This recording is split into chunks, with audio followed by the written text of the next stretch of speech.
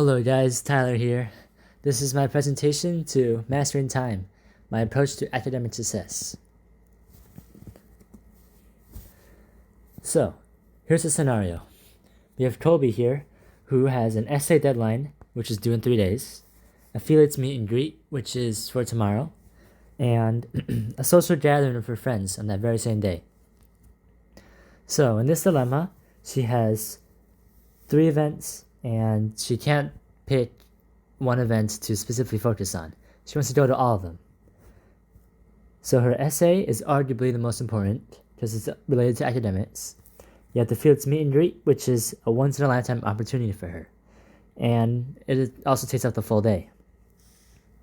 And then we have the social hangout with her friends, which isn't as important, but it's also nice. So by using these time management skills, we can organize Colby's days and figure out how to divvy up the time equally, or somewhat equally. So we have organization, planning, goal setting, prioritization, and setting boundaries.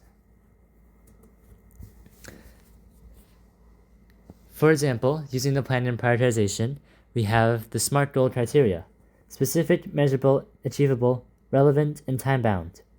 And using Colby's scenario as an example, we can use the essay. So, measurable, it is measurable because we can see how much of the essay she has gotten done over the few days. And realistic expectations, we can say she finishes about a third of their essay on the first day, and another third on the second day, and another third on the final day. And relevant, aligned with goals, it is because by completing her essay, she does better academically. Time bound, she has the time limit of finishing it within 3 days.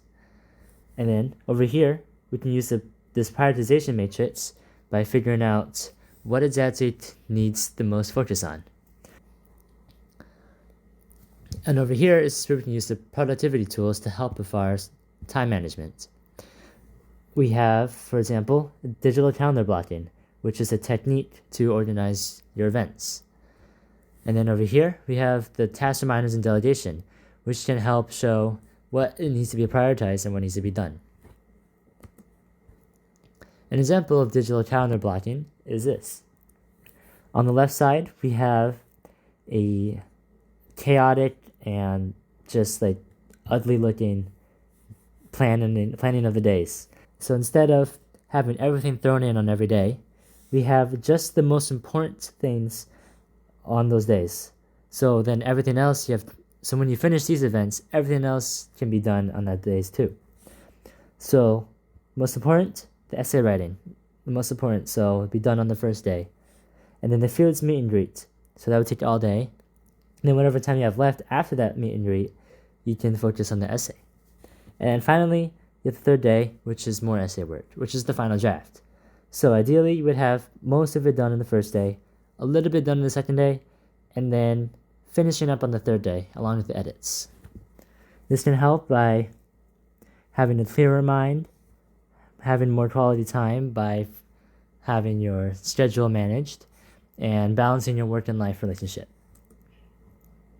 Specifically on balancing academics and life, by having academic success, it increases your personal well-being. And now, the path to excellence.